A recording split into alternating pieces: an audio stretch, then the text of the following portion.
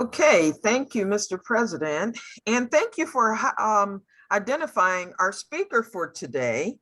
We're certainly excited to hear from Rachel Ferguson. Rachel is the director of the Center for Free Enterprise, and she's also the assistant dean and professor of business ethics in the College of Business at Concordia University.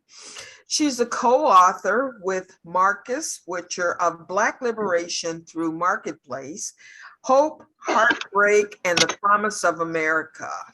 She received her PhD in philosophy from St. Louis University in 2009. Readers will find deep injustices against African Americans, but they'll also find Black entrepreneurs overcoming amazing obstacles in a Black community that has created flourishing institutions and culture. Exhausted by extremism on both the left and the right, a majority of Americans, both Black and white, love this country and they want to do right by all of its citizens.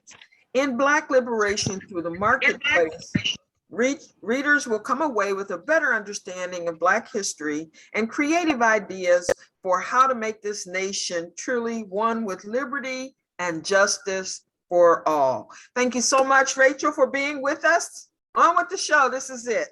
Great. Thank you so much for having me. I'm excited to be here. I do have a little bit of background with the Rotary Club. At my last institution, we teamed up with the Rotary Club of St. Charles, Missouri, and had business ethics panels on campus every semester. It was excellent. And many of you Rotarians came and spoke about different ethical conundrums that you had to face. And the students actually loved it. They thought it was fascinating. So that was my introduction to your four principles and the kind of culture of the Rotary Club. So I'm really excited to get involved in Chicago now that I'm at Concordia University, Chicago. And I am the director of the Free Enterprise Center. And so there's a lot I think we can do together as we kind of build and develop the Free Enterprise Center there. I want to say right off the bat, this is kind of an exciting moment for me because the book is actually coming out next Tuesday. So you guys are getting the prior to the publication present here, and it is on Amazon for pre-order for just $18. So my co-author and I really wanted to write something that would be very appealing to the public. There's so much good work that's been written on Black American history, and we wanted to bring it together in a way that would be really approachable for popular audiences. And so we actually insisted that the book come out in paperback so that it would be cheap, 18 bucks, and really affordable and approachable for everybody. So I hope you'll pick that up. Black Liberation Through the Marketplace is the title. And I open my talks with a little story, which is when I took my sons. I have two sons that are teenagers, and I took them just a couple of years ago to see the Civil Museum in Greensboro, North Carolina, which is, of course, where the first lunch counter protests occurred. And I was really struck by the way they laid out that museum and sort of the way that the tour guide, Robin, took us through. And so as you walk into the museum, you see the American flag. And you see the words of Thomas Jefferson, right, from the Declaration of Independence about how all men are created equal and endowed by their creator with certain unalienable rights, that among these are life, liberty, and the pursuit of happiness. These are words we all know by heart. It's interesting, Robin, our tour guide, pressed a button and the big image on the wall changed and the flag sort of faded out. You could see it in the background, but up came signs for slave auctions, no coloreds allowed signs, all of the sort of plastered over the top of that American flag. And Robin said, she talked about sort of a dream deferred, right? She talked about the idea of a wonderful ideal in which we hold that all men are created equal and endowed by their creator with certain unalienable rights, but one that was, of course, not achieved. And she responded to this by saying that the Black community dealt with their oppression through entrepreneurship. And that really caught my ears when she said that. through entrepreneurship. And she walked us into the next room and started talking to us about all of these displays that involved Black churches, Black banks, Black newspapers, Black inventions, Black civil society. It was really a stunning thing. And she said, this is how we got through. And so I think of this as kind of an outline of the book, Black Liberation Through the Marketplace, where we want to deal with the really heavily polarized moment that we're in. We're in a very tribal kind of moment, politically speaking, in the United States. And there seem to be two sort of extremes. One wants to have a kind of fantasy history of the United States, right? One which we gloss over our difficult, painful history of oppression, and we don't want to look at it. And then there's another extreme which pays attention to that history, but sort of gives up or feels a kind of hopelessness about the American project as a result of it, and maybe even wants to sort of rewrite our entire American project. And what we want to do in Black Liberation Through the Marketplace is actually, I think, represent what a lot of Americans hold, which is neither of those extremes, right? The idea that, no, the American project, the ideas put forward in the Declaration of Independence are really laudable. They were revolutionary at the time. They're still revolutionary in many places in the world, worth fighting for, but that they were totally unrealized for major portions of the population, and that we are capable of being nuanced enough to do both and to hold these two things, to hold in tension the idea of a great ideal and the idea of that ideal unrealized. And so we try to do both. And I think one of the best representatives here of we're trying to make is Frederick Douglass. Frederick Douglass is a very, very good historical example of the kind of political philosophy that we're putting forward. So my and I are coming from a classical liberal perspective, and I won't go on and on about politics because I don't want us to argue about that. But the nice thing about coming at American history from a classical liberal perspective is that we're neither right nor left. So we have interesting things to say to both sides, both conservatives and progressives. And we're sometimes agreeing and sometimes disagreeing with both. And so we kind of warn people at the beginning of the book that it might be a bit of a roller coaster ride for you. You might find one chapter you love and one chapter you hate. And we ask you to sort of stick with us through it all and see if it can help you have a better conversation in these very polarized times.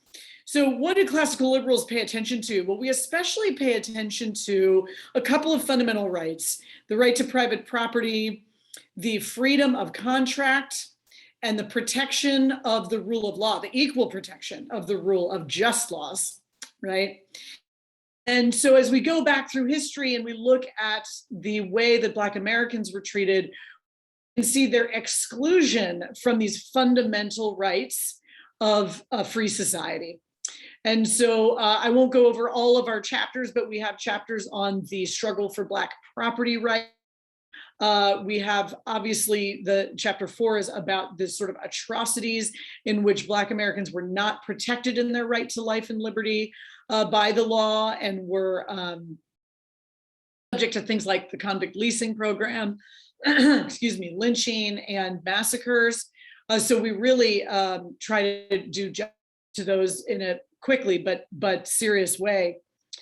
And then the other value that classical liberals hold to is the idea of thick civil society institutions.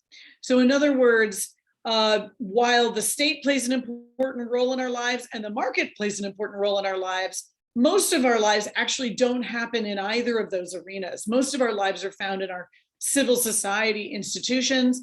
Those are all the voluntary organizations that you're a part of that aren't either your job or the government.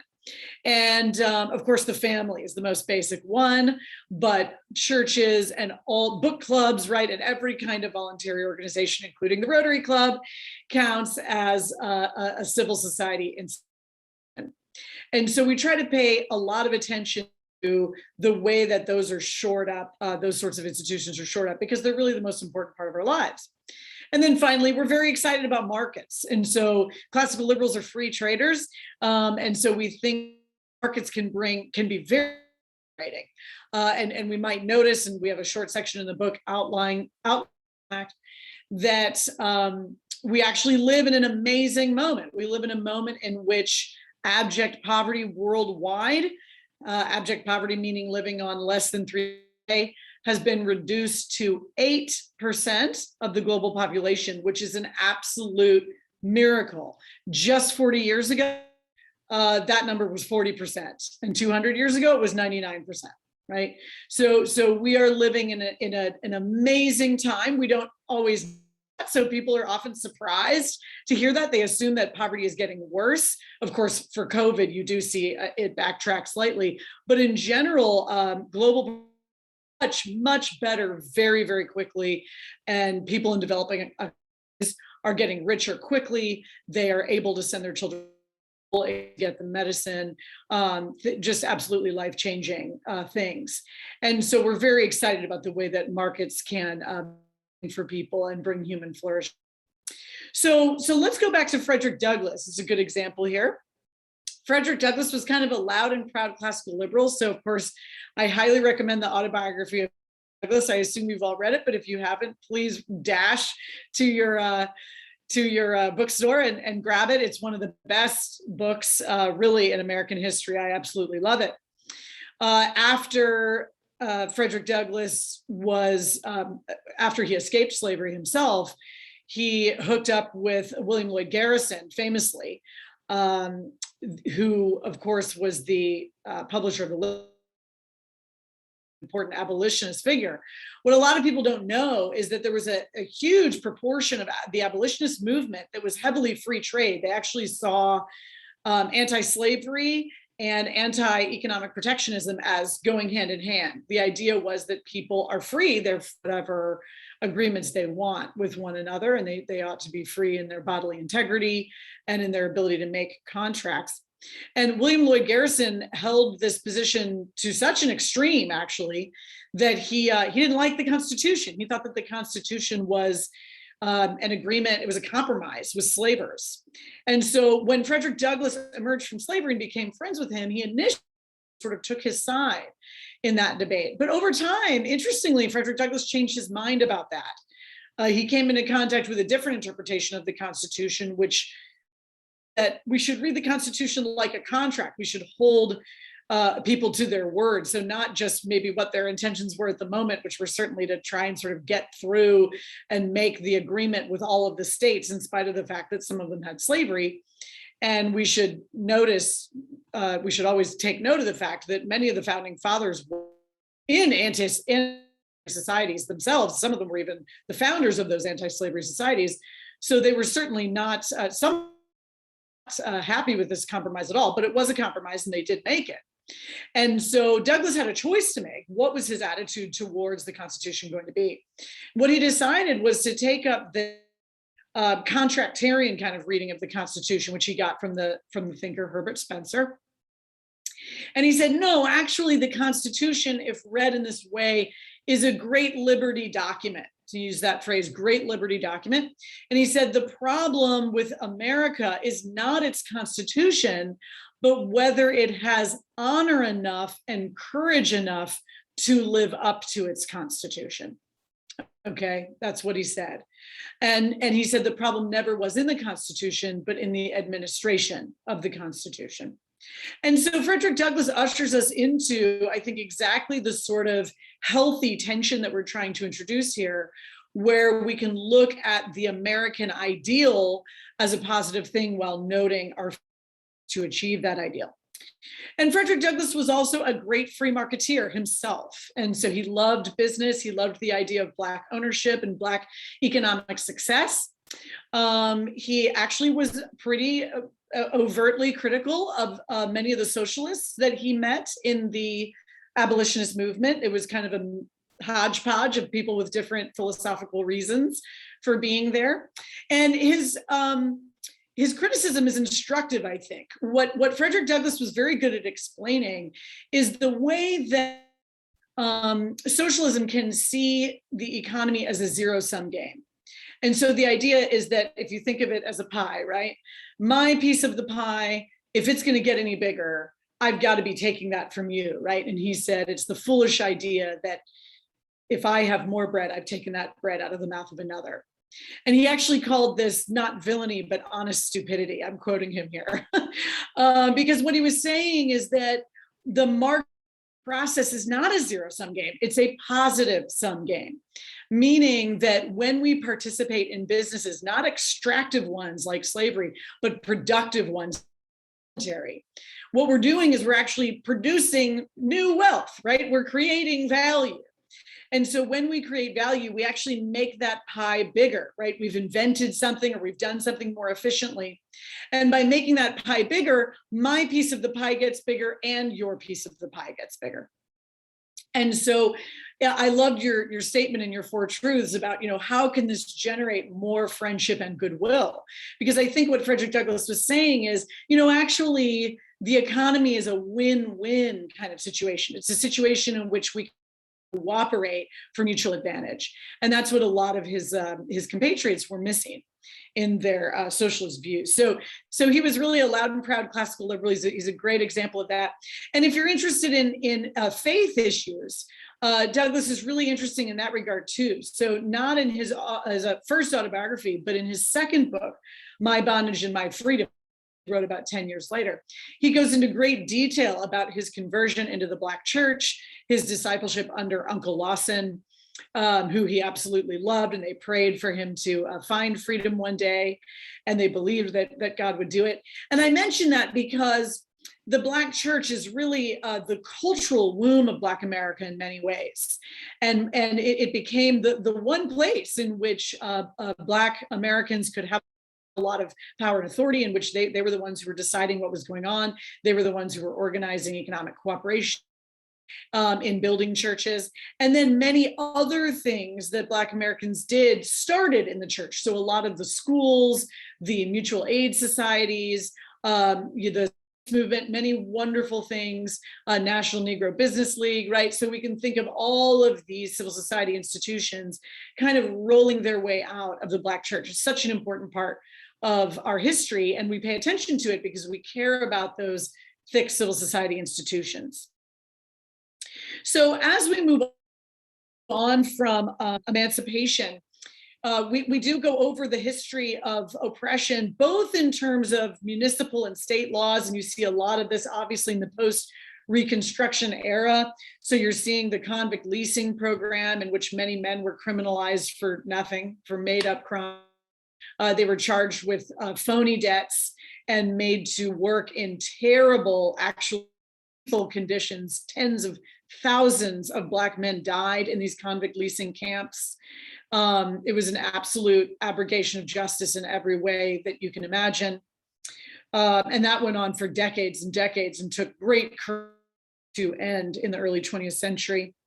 Of course, we all know the terrible history of lynching, and it's becoming more well-known now, situations like the 1921 Tulsa, Oklahoma massacre, but there are many cases of these types of massacres occurring where you really see the role of envy, in which Black Americans who are doing quite well and who are making their way forward through Black self-help, which doesn't pulling yourself up by your bootstraps. Black self-help means sort of the group Black, right? And so Black Americans helping one another and supporting one another's businesses and networking.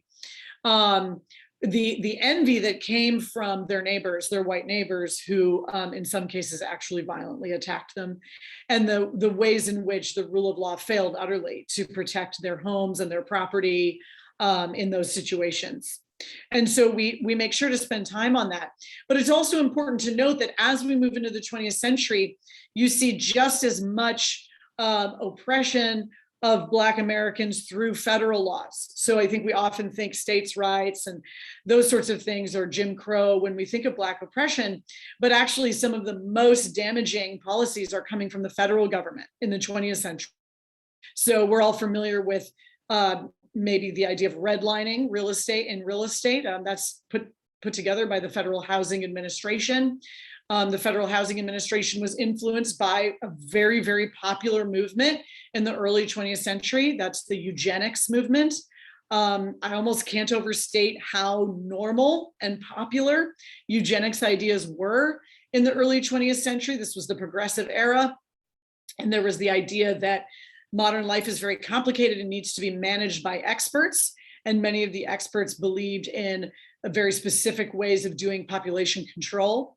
And so the Federal Housing Administration's redlining practices really arose from that ideology and the idea that Blacks and whites, as well as other immigrant groups, couldn't have a peaceful life living in the same neighborhood. They needed to be separated. And so in order to see that through, the Federal Housing Administration refused to insure mortgages in integrated neighborhoods. So that affected not just Black Americans, but many white and immigrant Americans too, who lived in those integrated neighborhoods because people lived near their jobs, lived in the city near factories, and even if they lived on different streets, they still often lived very near to each other. So it was actually a somewhat integrated situation, segregated in a very top-down, controlled sort of way. So actual backward movement. One of the best examples of that kind of regressive movement in our history is Woodrow Wilson, President Wilson, a very important progressive president, but extremely racist. He was a serious eugenicist. And Wilson actually resegregated federal jobs that had been integrated already. So he actually went backwards, very much disappointing people like Booker T. Washington, who came to visit him and beg him not to do that. But he did not respond well to that. But I think the lesser known, I feel like redlining is kind of starting to get out there. People are starting to know about that history, but the lesser known programs are the federal highway program, as well as what was so-called urban renewal. And these are programs which I would really call eminent domain abuse. So these are cases where Black property rights were violated in order to put forward just massive federal projects of social engineering and reshaping the face of the United States. And so, the Federal Highway Project was the largest expenditure ever in the history of the federal government that was not a war. And what happened is, as these highway dollars came into the hands of municipal leaders in many major American cities, they chose to use the dollars in order to place the highway between the white and the Black parts of town, so that basically there would be a wall of concrete between these two communities and they would not be able to integrate. But that is not the worst of it. The worst of it is also sort of the mowing down of the Black economic centers, which were oftentimes the areas that were targeted for the actual of the highway. So this is a kind of eminent domain abuse for purposes. And we have to remember that the Federal Highway Project doesn't even start until the 1950s, and it goes all the way up to the 1990s. So this is all happening fairly recently. Secondly, you have the Urban Renewal Project, which was a clearance idea, but often there you also really have eminent domain abuse, where Black Americans were not compensated for the value of their property. Their neighborhoods were blown apart and they were kind of scattered to the four winds. If you think about the importance of civil society here, this really helps us to see just how damaging these projects were. Because what you see is that people's civil society institutions, their schools, their churches, and their voluntary organizations are not able to be reconstituted very easily, as their members, their citizens, are sort of scattered all over to these kind of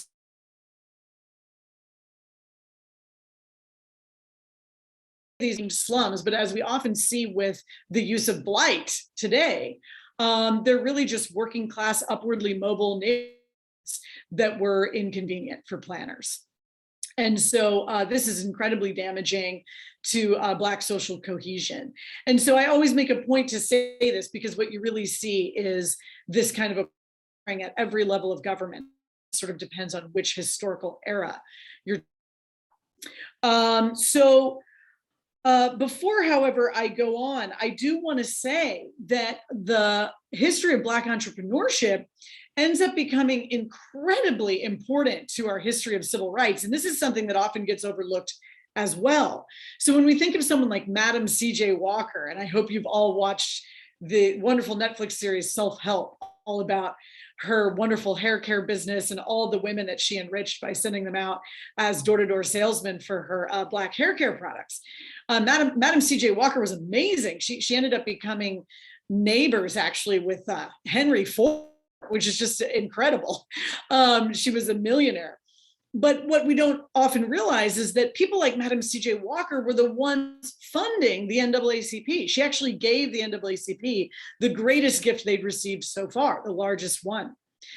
We can look at other examples like John H. Johnson, who owned Jet and Ebony magazine, who started those magazines. Not only is he an amazing Black entrepreneur doing shore up Black identity, but John H. Johnson is also who made the fateful decision to publish the pictures of Emmett Till's body that Emmett Till's mother asked him to publish, his terribly mutilated body from the murder of Emmett by the men who had accused him of harassing a white woman, and we now know that didn't even occur. And so, this became a very pivotal moment in African-American history and the history of our civil rights movement. And Johnny said that was one of the most difficult decisions he'd ever made, whether or not to publish that picture, but he did decide to publish it. And it really woke up, I think, a lot of people in the United States. A lesser known figure is T.R.M. Howard, and there's a great biography of him, which I highly recommend. T.R.M. Howard. And T.R.M. Howard was a Black hospitaler. He was a doctor who opened Black hospitals, a very entrepreneur. He was an early civil rights movement advocate. And this is where the non-tribalism comes in. He was a gun rights advocate, and T.R.M. Howard felt that being armed at civil rights movement meetings was very important, not to start anything, but just to establish that no one was going to mess with you during your meetings. And T.R.M. Howard was an important leader. He was an important mentor for Medgar Evers and Fannie Lou Hamer. And he went on to protect the family of Emmett Till under guard, right, under security that he had armed as they were going into the trial, the murder trial for Emmett Till. So we give lots of examples in the book, a lot more examples than that, but those are some really big ones, some famous ones. And I think sometimes we underestimate the extent to which the business community had an important part to play a very important part to play in the rise of the civil rights movement, as they were the ones who funded it. I think Booker T. Washington's National Negro Business League was extremely important in building up a middle and upper class Black community who could really fund these important efforts of raising and cases that could be brought to the Supreme Court. So it's a kind of story of the long civil rights movement. And we also discuss the amazing history of Black fraternal societies and mutual aid societies, which served as a kind of early version of insurance. And not only did it involve insurance, but also the kind of networking you do at the Rotary Club, right? The sort of face-to-face knowing of one another that allows all kinds of wonderful business opportunities to arrive. So that was a very important part of the story as well. And I think one that we need to pay attention to.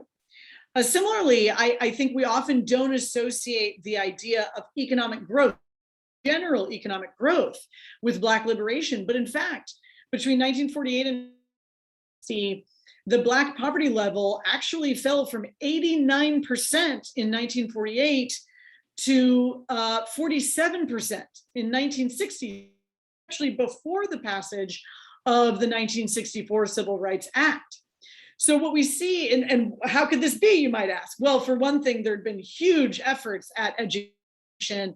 As a matter of fact, it might be the case that the Black literacy movement between emancipation and about 1930 could be the greatest leap forward in literacy the world had ever seen thus far. Went from basically 0 to 80% literate as a population. So there was so much preparation for that moment. But what is 1948? It's the year that we came out of the Great Depression. It's the time at which, after the war, finally the economy really began to start booming. And Black Americans were swept along with that booming economy. And you can see the opposite example in the 1970s, when the Black poverty actually starts plateauing at about 30% after so much progress. And why do we see it plateauing in the 1970s? Well, there's lots of reasons, but one of the most obvious reasons is that the 1970s was a bad time in economics. It was a bad time in general. High interest rates, high unemployment. It was a very difficult decade economically. And so poverty rates are going to flatten out. And you see the same thing with the 2000 crisis. Impoverished are communities that are going to suffer much longer and much worse from recessions than privileged communities. And so the actual just general economic growth of the nation is really important for liberation. We talk about a couple of other important solutions, including criminal justice reform and educational freedom.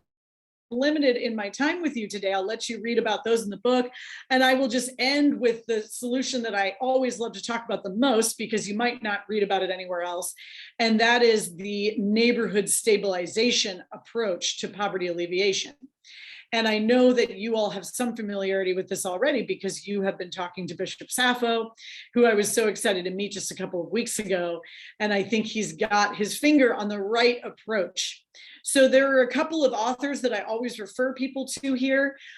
This includes, of course, the great John Perkins, who started in Chicago with his Christian Community Development Association. Also, Robert Woodson and the Woodson Center puts a lot of emphasis on Black ownership, even though he and John Perkins would look very different politically. They're doing a lot of the same work on the ground. It's an interesting thing to notice. And you have the famous books, Toxic Charity by Robert Lupton, which I highly recommend, as well as the book When Helping Hurts by Brian Fickert. And Brian Fickert runs something called the Chalmers Center, which helps churches and other organizations to flip their philanthropic model. And Robert Lupton runs Focused Community Strategies in Atlanta. Well, what's the idea? What's the neighborhood stabilization model? The idea is that, all these top-down policies, many of them well-intentioned, some of them not well-intentioned, but they haven't actually accomplished what we'd hoped. And what do we need? We actually need a different approach. We need one that is hyper-local, that is face-to-face, that shows personal presence over a serious number of years, 8 to 10 years per block of personal presence, in order to stabilize a neighborhood. A destabilized neighborhood is any neighborhood that's got over 20% of its houses empty. That's going to draw in bad things, and it's going to make things difficult in that neighborhood. You're going to see higher unemployment rates, difficulty with family structure. You're going to see high criminality, et cetera. And so how do we really address that? There may be good policy things we can do, and we do talk about good policy things, but ultimately so many policies can't even do the work that they're made to do, because members of the community don't have the bandwidth to take advantage of them. And so they're going to have the bandwidth when they are better networked. So one of the points that I like to make is that what we're often seeing, for instance, in our inner cities, is a kind of network poverty. What we can do with our personal presence is not everyone move to the city. There'll probably be one person on a block who moves there to be the node or the connection, that person of peace, or what Woodson calls that social entrepreneur, who is bringing people together. But those of us who are in other neighborhoods, our networks in.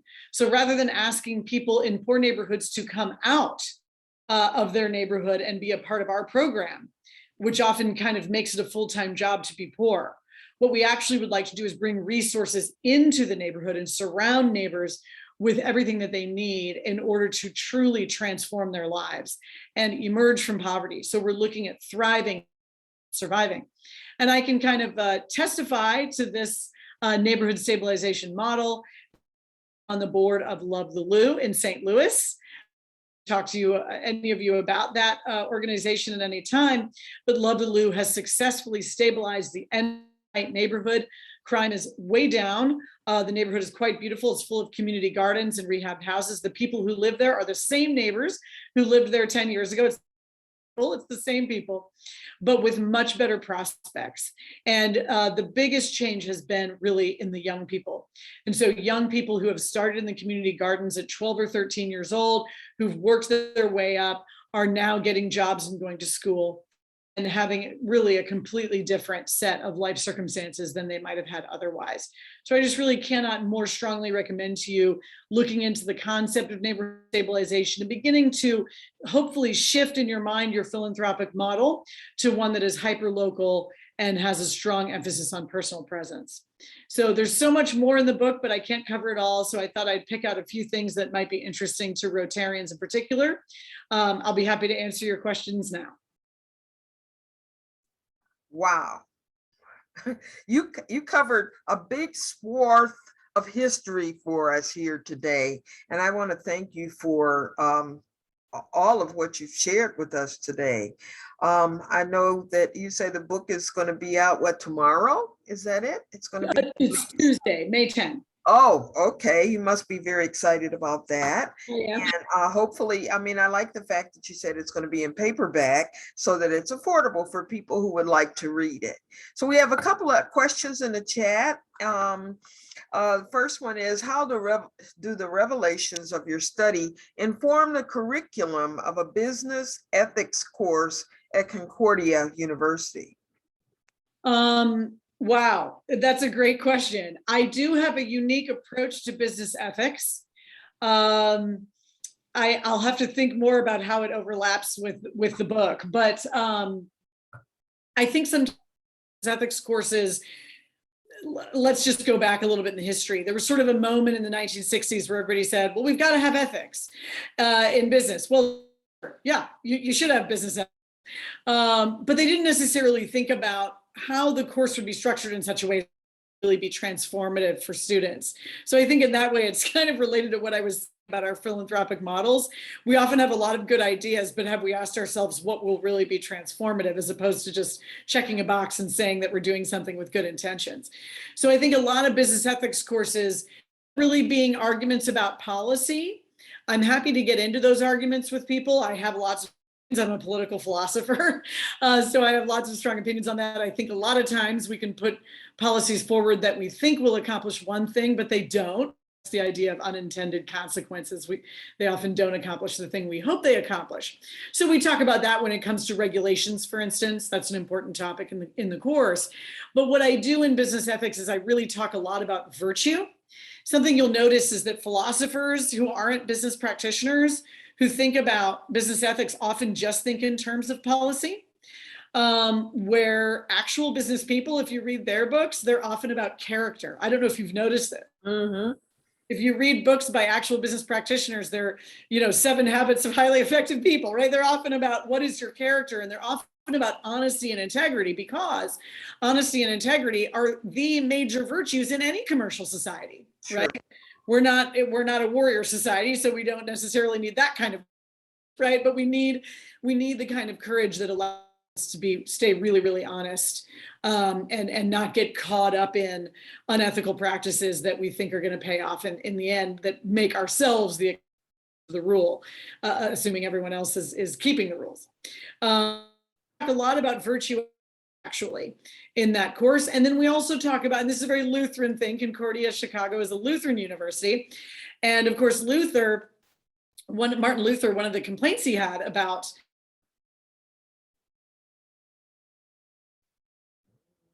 against the Catholic Church was that priests and nuns aren't the only ones with a vocation or with a calling. He also wanted to notice that our other roles in life are a calling too, right? So if I'm a husband, if I'm a wife, if I'm a mother, if I'm a father, but also, am I called to work in the government? Am I called to work in business?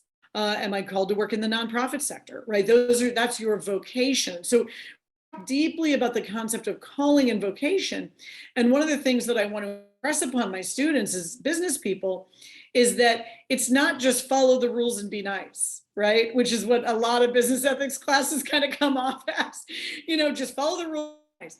No, it's got to go deeper than that, right? We've got to be thinking about the ways in which the products that we create and the services that we offer are in and of themselves good, right? They have to be excellent things that we are providing value to other people. And then, of course, providing wonderful opportunities for our employees. And so, yeah, having that thicker and richer moral language around business ethics is very important to me. And I think it's very important to Black entrepreneurship. I think that Black America in general is an extremely entrepreneurial community, one that is excited about being fully involved in the economy, is no longer, tired of being shut out and done with that, be participating fully. And so we don't want to pass down a thin moral vision for what it is to be in business. We want people to see all of the good that business people do. And that's one of the reasons why I always emphasize just the incredible expansion of wealth across the whole world, not wealth as in yachts. Yes, there are people with yachts, but wealth as in my kids can go to school, right? My kids can get medicine. Wealth like what we saw happen in Seoul, South Korea, right? Where a few generations ago you're picking rice and now you're running the Kia plant. That's what we're looking for, okay? And that's what we're valuing, and seeing all the human flourishing that can arise when we go from surviving to thriving. Okay, one of our members has a question. Can somebody get the mic to Gary so that he can speak? It's loud. Can you hear me? I can. Okay. Teacher voice. Yes, I'm a retired social studies teacher, and I would like to ask you what you see as the relationship between libertarianism, Ayn Rand, and how this dovetails into your presentation in your book. Yeah. So that's a great question, because there's a strong connection between classical liberalism and libertarianism.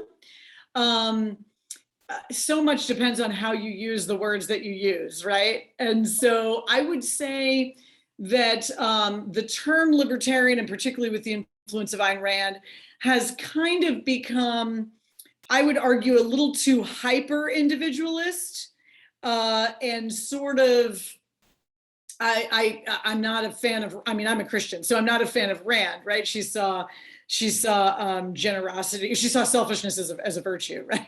And so I'm not going to be able to agree with that. But I think what's happened is that you've lost some of the classical liberals into things like statesmanship, sort of the genius of the Constitution, and also the appreciation for those thick civil society institutions, because what you want to see, individualist, and I am an individualist for sure, right? I think that a person's value is not just their membership in a group, it stands on its own. And the best way to protect our rights is to think of them as individual rights. So I agree with all of that. But we also need to know psychologically and philosophically that individuals do best when they are in healthy communities. And so we need those civil society institutions, right? We need those neighborhoods, those churches, those flourishing voluntary organizations in order for individuals to really do well themselves.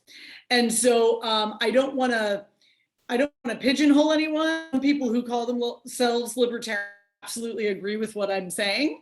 They really see a distinction between being a classical liberal and being libertarian.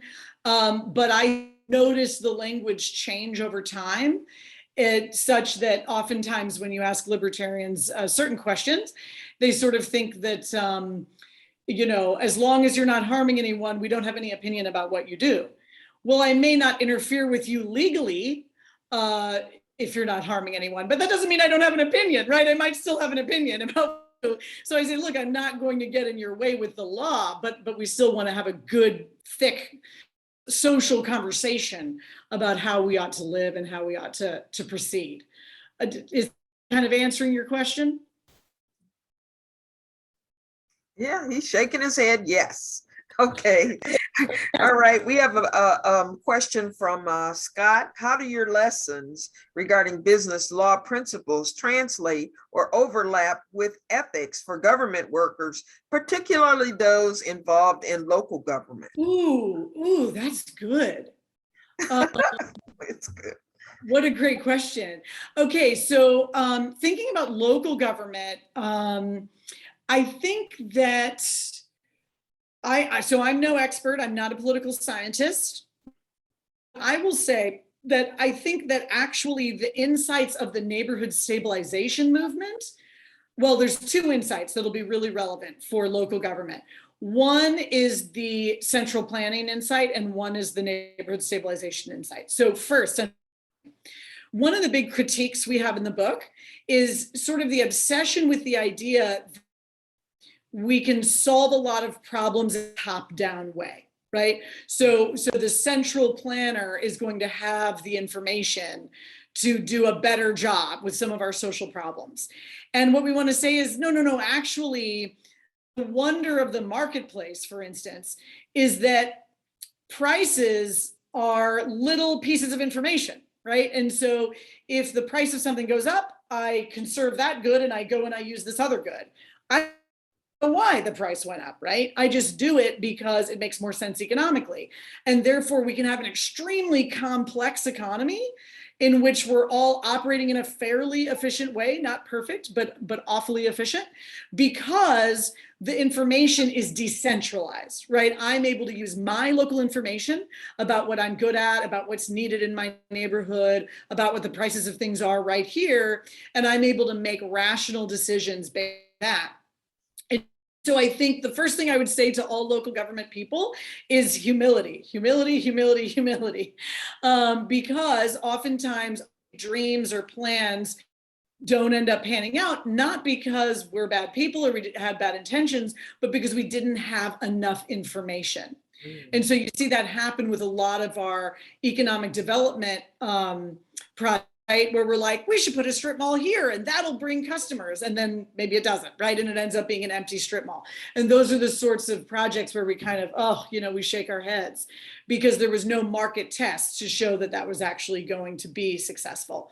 So there's a humility there. And then the second part is really, in a way, thinking of ways to get out of people's way so that entrepreneurs can actually be creative. Right. And so a really good example that I always use is braiders. And maybe many of you have heard this example. There's a lot of examples like it, but this is a good one. It's from Missouri. So you have a lot of women who can do this style, this hair, African hair braiding, and it's just braiding. It's just that they're very small. So you could have to be very quick because it takes hours, and very, very popular hairstyle. Well, you had salons come along and say, we think that these hair braiders hair, and so they need to go to cosmetology school. And they were shutting down their businesses. Well, the fact is that there's nothing in cosmetology school that's relevant to African hair braiding at all. Okay, they're not waxing anybody, they're not using chemicals, they're not doing any of those things. And so it was really a way for the salons to shut down their competitors, force their competitors to be a part of their system, right? And get some of that, kind of take the cream off the top, right, of their business. But what you really need, especially in impoverished communities, is the openness of markets. You need ease of entry into markets. And so what you want to do is actually reduce those obstacles. And so my friend Shamed Dogan has fought very hard in Missouri to make sure that African hair braiders can be in business with just a simple license that shows that they understand sanitation, right? Sanitary brushes and combs, because that's really all you need. And so trying to find ways to get out of entrepreneurs' way, and then really investing in those organizations like Love the, like Bishop Sappho, where you've got that face-to-face personal presence. That's not something local government can do, but it's something local government can facilitate and something that local government can kind of get out of the way of. Good point. We had that debate in Springfield over the braiders.